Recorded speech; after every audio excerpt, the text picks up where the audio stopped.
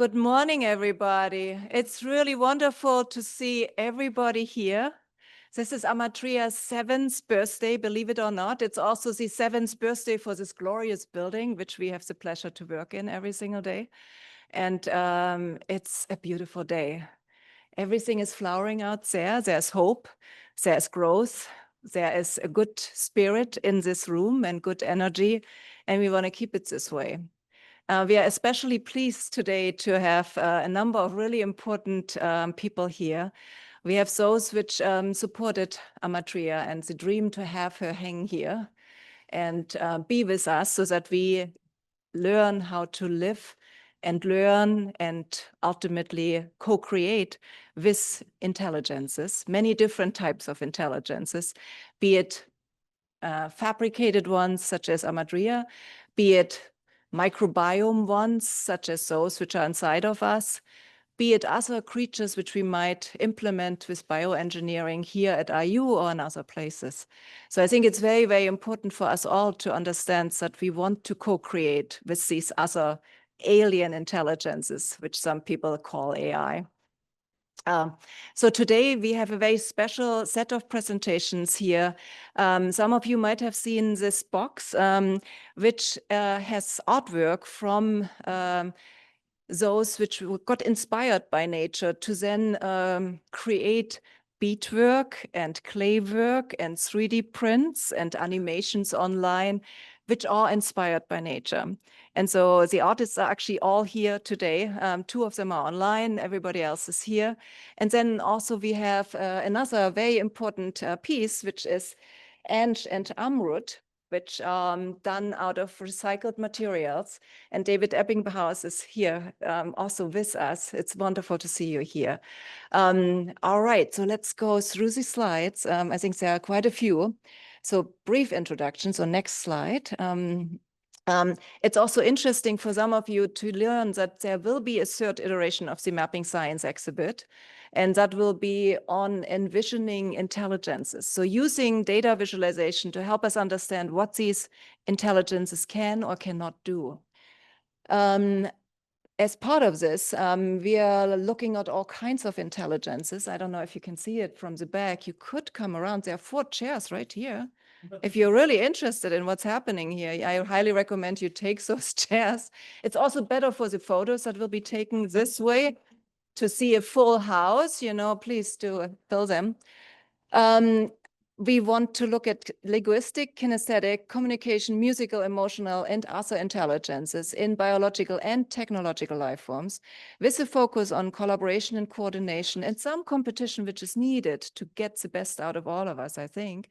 And to inspire discussion about existing and future sensors and actuators, memory and reasoning, exploration and communication, and also shared goals and desirable futures for us and other life forms on this planet, not just for us. And so this will be the topic of the next 10 years, and you're all invited to help us innovate there.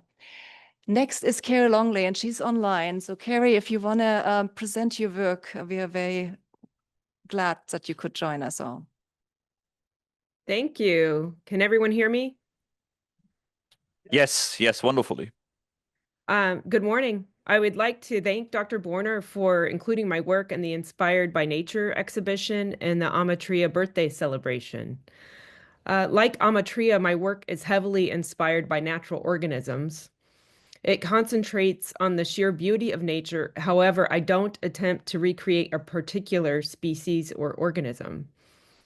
I aim to blend familiar features, poses, and postures from the living world to invent new hybrid forms. I intend for formal positioning of the pieces in combination with their titles to have an anthropomorphic effect. I sometimes pair human body language with non-human objects. I choose to use clay as my primary material because of its ability to mimic bone and flesh. And the piece included in the Inspired by Nature exhibition is from an older body of work where each piece had bilateral symmetry. So it's similar to an organism with a spine that dissects the form. As an artist, it helps to give myself rules or guidelines, such as bilateral symmetry in this piece. It provides a comfortable starting point point for me to more freely explore imaginary forms. So in addition to the clay, on this piece, I use wire armatures to suggest an artificial appendage to an otherwise organic and natural form. The armature is, on this piece in particular, is covered in pig intestine, which I purchased from the butcher shop as sausage casing. I cover the dried pig intestine in a pigmented wax and caustic to add more visual cohesion. I also look to science when it comes to displaying my work. In science, beakers and test tubes and glass domes all function to encourage a viewer to more closely examine a specimen. But as an artist, displaying my work beneath a glass dome has the same purpose, and it also suggests a sense of protection within a scientific context. Ultimately, I use my personal experience with the natural world to create sculptures that I hope will evoke memory, wonder, and curiosity for the viewer. Thank you.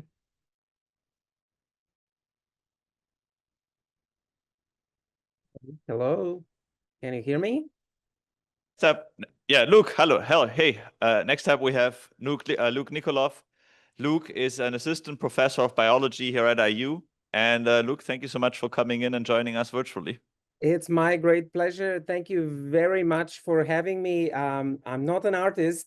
I'm a scientist, but I'm sure inspired by nature. Well, first and foremost, happy birthday, Amatria. That's such an exciting celebration. It's wonderful to have a sculpture like this here on campus. It makes me feel like I'm walking somewhere in a Radiolarian dream, coming out from Ernst Haeckel's drawings. It makes me think a lot about structure and about life, and this is truly fascinating. Coincidentally, very soon is Earth's Day, so that is the planet of life, the planet that is depicted here as a blue marble, although I would argue it's less of a blue planet than a planet of flowers. This is the object of our fascination. This is what we study. There are hundreds of thousands of different species of flowers, different shapes and different colors.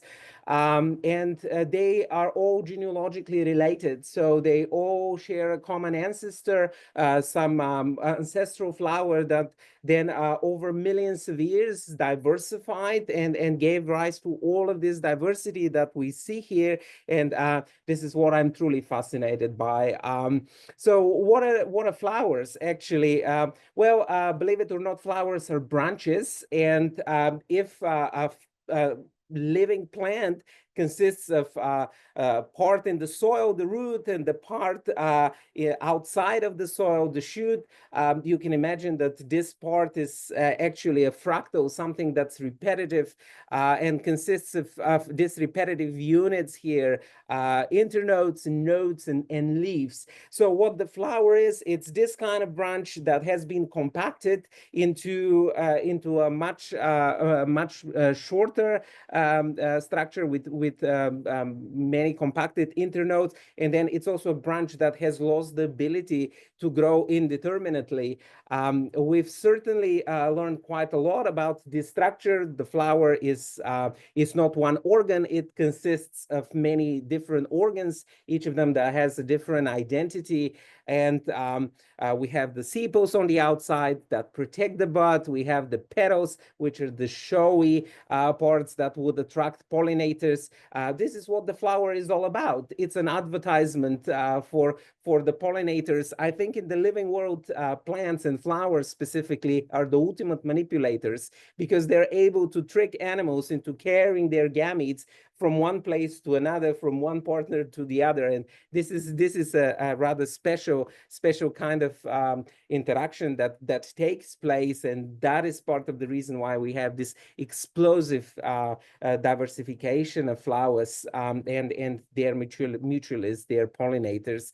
So this is what we study in our lab. We combine structural, developmental, and evolutionary studies to understand how flowers are built and how they change as species diversify. To address these kind of questions, we take X-rays of flowers so that we can study their intricate structure in 3D. And this is an example of one of those flowers. You can see the intricate netting that connects the entire flower. We study how floral organs grow in real time. Here you can see the individual cells that would make up, in this particular case, a secretory organ. And finally, we look at what are the genes that are expressed in these individual cells and how they all come together in a spatial context to make an entire a complete living organism. So why do we study flowers? Well, without flowers, there are no fruits, there are no seeds, practically no food. And our hope is, by understanding of how flowers are built and how they change, we might be able to continue to protect them, to continue to improve on them. This is our goal for the future. Thank you very much. Good to hear from you. Okay, next up, I believe, is Todd Theriault, who is the co-curator of our Places and Spaces exhibit. So yeah, I'm Todd, and I help create digital content for the Human Atlas Stories series, which is an outreach effort of the Human Reference Atlas, or the HRA. And the idea is to create engaging, accessible introductions to the HRA, its tools and resources for as broad of an audience as possible. And so early on, when we were thinking about the best way to walk people through the HRA, we decided that what we really needed were some tour guides. And given that the HRA is very interested in things at the cellular level, we came up with some tour guides that we thought would be appropriate, and I'd like to introduce them to you now. Hit the next slide. Thank you. Introducing CC and Squiggy, two friendly cells that show how the HRA's tools can be used to solve some pretty important problems. CC is a ciliated columnar epithelial cell, and Squiggy is a simple squamous epithelial cell. Although they are best friends, their personalities are very different. While CC is bold, inquisitive, and optimistic, Squiggy dislikes adventure and is almost constantly worried. Their differences, however, make for an interesting dynamic. In their first appearance, they use the HRA ASCT+B recorder to solve Squiggy's identity crisis. And in their second adventure, they learn the importance of carefully registering tissue data with the registration user interface. In their most recent adventure, we find CC and Squiggy on their way to visit their friend Mappy, a macrophage who is looking to counter his social anxiety by throwing a tissue party. In the midst of planning this party, however, Mac realizes that he knows nothing about the other cell types that live in his spatial location in the kidney. CC and Squiggy decide to take Mac on a trip to the registration user interface, or Ruby, to see what he can find out about his cell encoders. In this story, we decided to signify the three cells' entrance into the realm of the Human Reference Atlas by a corresponding shift in aesthetic approach, moving from 2D illustration to 3D animation. Once they are in their new environment, CC and Squiggy show Mac how the Ruby can use his spatial location to predict the kinds of cell types likely to be in his vicinity. With this new knowledge gained, the three cells bid us farewell. And as is typical, the storytelling feature ends with links to the HRA tools demonstrated and to helpful resources to prepare the reader for further exploration of the Human Reference Atlas. All right, if you could just go to the next slide. Thank you.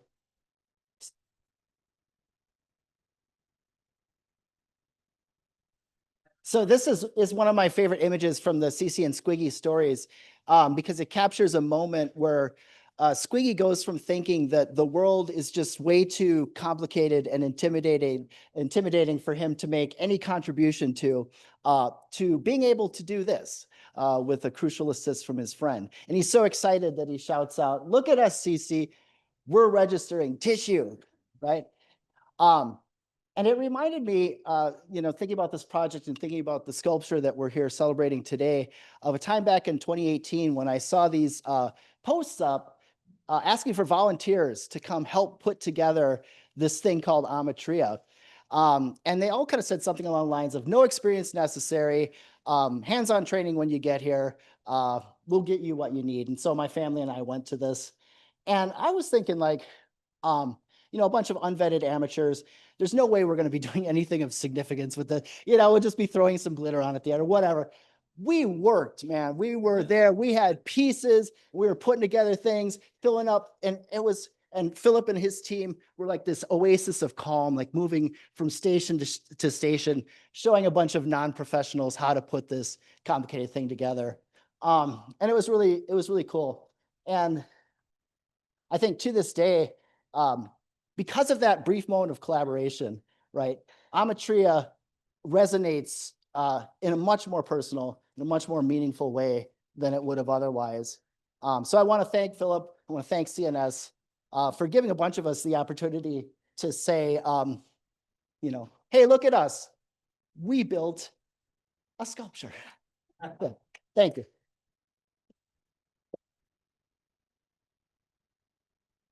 Thank you very much, Todd. Next up is Angela Caldwell, who's a visiting assistant professor in metalsmithing and jewelry design. I don't need the mic. Okay, it's for the online audience. Oh, okay. Well, hi, everyone. Thank you. I presented this piece a few weeks ago, and I said, if you don't know Katy or have worked with Katy, you should. So thank you so much. You've been wonderful to work with. When she asked me to create this piece, I'm a really literal thinker. I didn't really know what I would do or how I would approach this. But I was reminded, I used to teach Montessori art several years ago, and I was talking to my students about what professions you might have as an artist. And one of my 6 to 9-year-olds said, a scientist. And so I came at this thinking from a scientist perspective as an artist and thinking of an artist from a scientific perspective. And I was browsing all the slides that Katy sent me.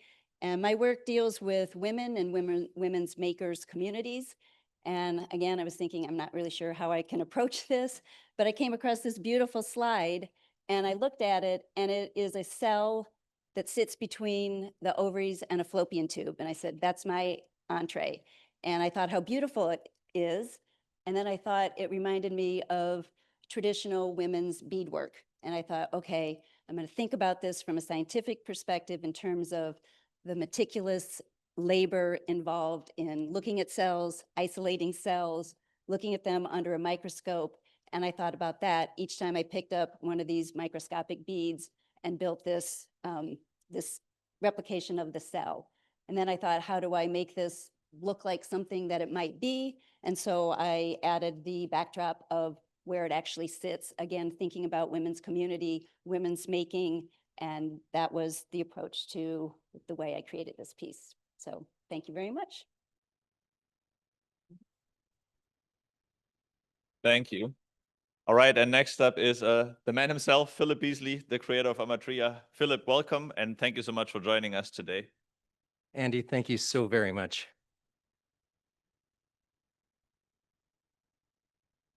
Hello, friends. I'm so happy to see you again.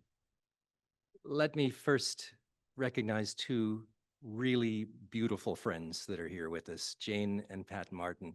Jane and Pat, please just wave so that everyone can see you. It's wonderful to see you again.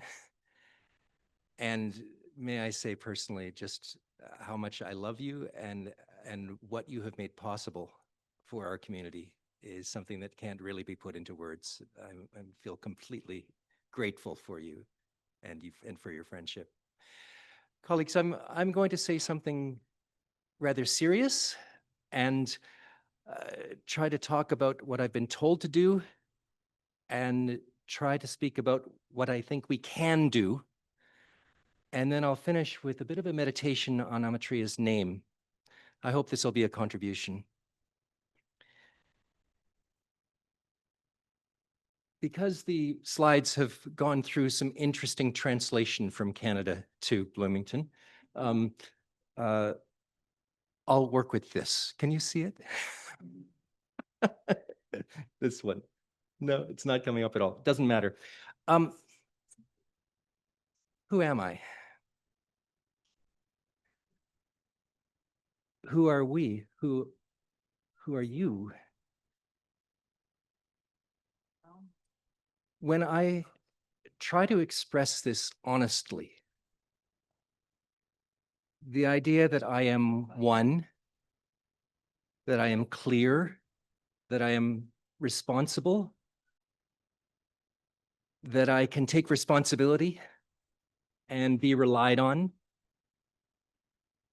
even that I have a name, that I have one body. Those questions start to slip away in some times, perhaps in times like we live in today.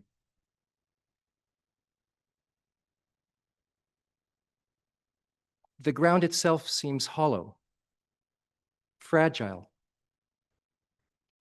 trembling.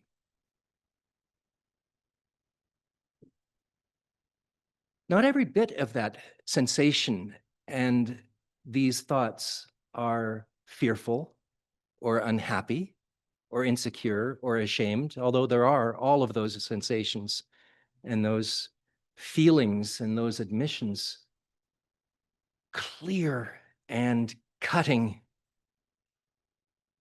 and somehow so disarmingly present. Some of the sensations also are almost delicious. Delicious in the sense that I very clearly remember deliberately rolling down a hill and making myself dizzy. You've done that.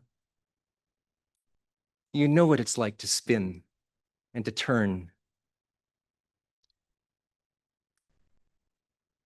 The sense that each of us, perhaps, is a myriad of bubbles and overlapping identities and occasional focuses and some kinds of certainty is a very, very curious thing to share because it coincides so much with words like ambivalence or precarity or fragility, a whole host of words that I have been taught, I wonder if you've been taught too, to consider irresponsible, infantile, dangerous, qualities that need to be put behind us so that we can stand up and be clear and commit. The kind of boundaries that seem so very beautiful around us, a clear shell, a fundament, a single name, unification, are such enabling, beautiful, transcendental things. And yet, in their time, they can also be so utterly cruel. I love the sphere of the humanist tradition. I love the sense that if I stretch out my hand and all of my limbs touch a periphery, they make a perfect, perfect sphere. That imagery is so well known to us in so many drawings and so many paradigms of truth. The ultimate, most efficient form is that kind of form.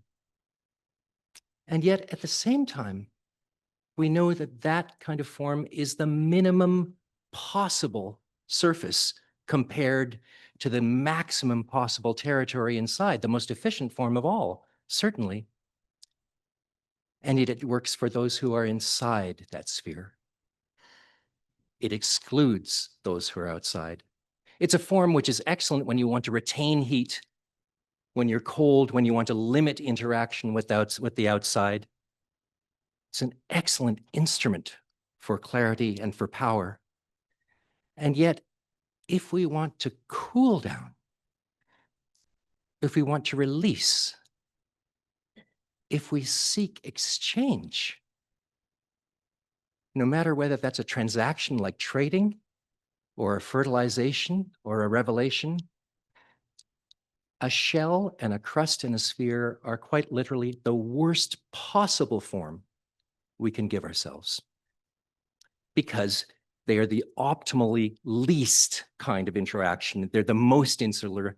It's the guarantee of not touching others, of concentrating force. What would be the best form? Surely that of a snowflake, or of a reticulation, or of any number of stellations and open, radiant, porous qualities, the kind of frills, even grotesque qualities that sometimes we're taught are luxuries that can't be afforded in times of war.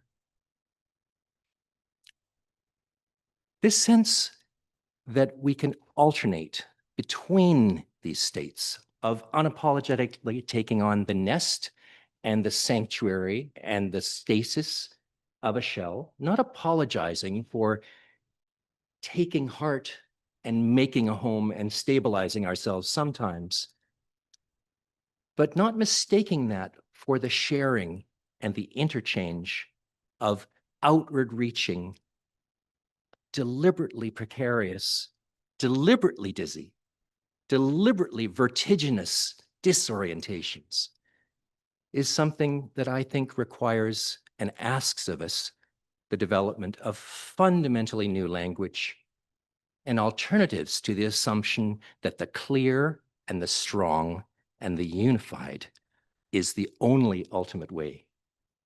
Surely at least we could think in alternation. Surely we can think in ambivalence, where ambivalence is not a source of weakness, but an indication that we are embracing the milieu as well as our interior truth. And that the valence of one thing and the valence of another, ambivalence, is a function of wisdom rather than a function of insecurity or weakness or excess. Scott and Katy and I had an interesting discussion last night with Rob about the word metastability rather than stability. The sense that rather than one stasis, all of the myriad of shifting and uncertainties and fragilities could be a kind of a wisdom function that is utterly fertile, like a soil around us. The form language of such a thing, the reticulations. That's an example of what I think a new set of paradigms, the paradigms that I believe are embodied in Luddy Hall and in CNS, can offer. And so I hope that the macroscope of Amatria can embody just that kind of metastability, that fertile possibility space. I started with admitting some deep insecurity, and I still feel it. And yet somehow I hope that an elation and a hope, a sense that we can contribute these qualities, that we can create possibility, that we have involvement, is absolutely practically available and tremendously available and tremendously important in precisely this time. The time of insecurity is a time when we can contribute. Just one more meditation. I hope you don't mind if I take one more minute. Amatria. To measure the matrix of information that encircles the world is a kind of projection, but mater in Indo-Aryan roots of language is just a baby step from meter.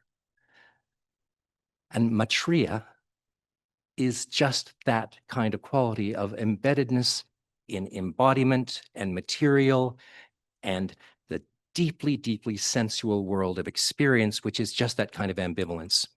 Amatria, the addition of the A word, just like agnostic or ambivalence, creates such a lovely oscillation so that it's not simply the mother, but also the not mother or the becoming mother, the movement from mineral into life that the word Amatria embodies.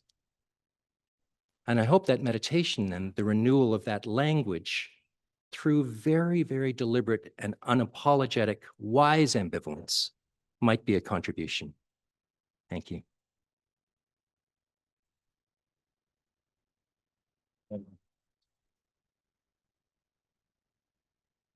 Thank you very much, Philip, for addressing the crowd and for the meditation on Amatria. It's beautiful how today Amatria seems to be especially active and elated, and as you say, it's a beautiful thing. Okay, we want to finish this event and then get to the food by going down memory lane with some images. Slide, please.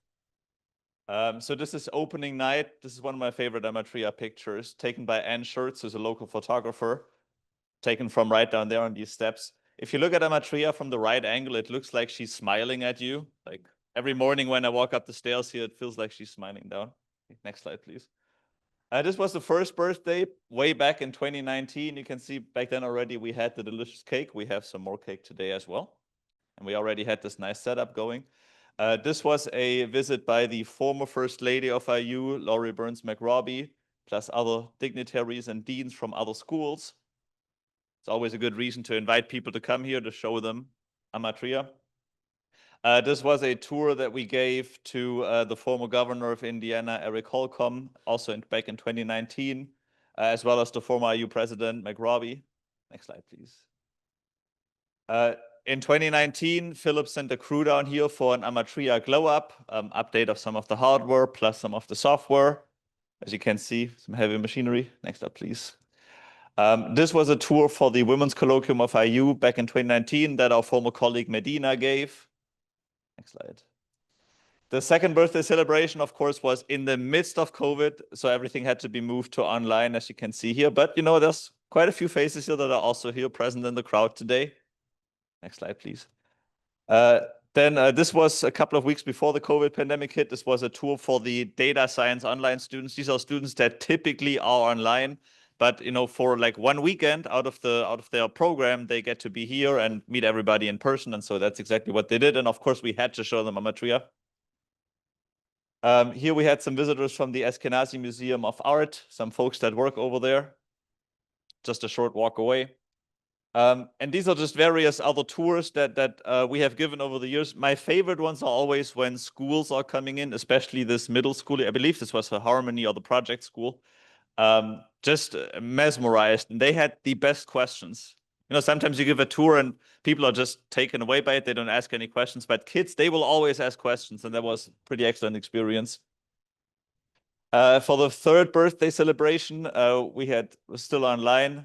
Peter, I don't know if he's here today, wrote a guitar song for Amatria, which he then also performed. Next slide, please. And then the Division of Student Affairs in August 2021, when Luddy Hall was open again, they came back, and then we all masked up, gave our first tour, I believe, after the building was open again. And then this was for CWIT, the Center of Excellence for Women's and Technologies. Just many of these kind of campus organizations coming for a tour, or if they're in Luddy Hall, we just give them a tour. This was the fourth birthday celebration, which featured an acrobatic performance here in the atrium of Luddy Hall. And again, of course, cake is a very important part of Amatria lore. This was the first Thursday festival back in 2022, where we maintain a presence with various CNS products. In this case, it was together with Philip, of course, the moth, which you can also play with here. This was for the research experience for undergraduates, which is organized by the Luddy School. So these are a bunch of undergrads that come to IU for a summer to help out with research. And of course, we gave them an Amatria tour. This was the fifth birthday 2 years ago, here with Selma Sabanovic and David Crandall, also from the school, and again, cake and robots. The idea was Amatria gets to meet other intelligences, and so we have this home assisting robot, which was very cute. Okay. Next slide, please. And then here various other, this is from the same event actually. You can see they brought some of their research assistants, and then this is one of these robots with a party hat on. very expressive face. It was really fascinating to see that from up close. And this was a tour we gave back in July 2023. We had the ISI conference, which is usually held in cities like Rio de Janeiro and Rome, but that year we held it in Bloomington. And of course, we had to give folks, these were folks from all over the world. We gave them an Amatria tour as well.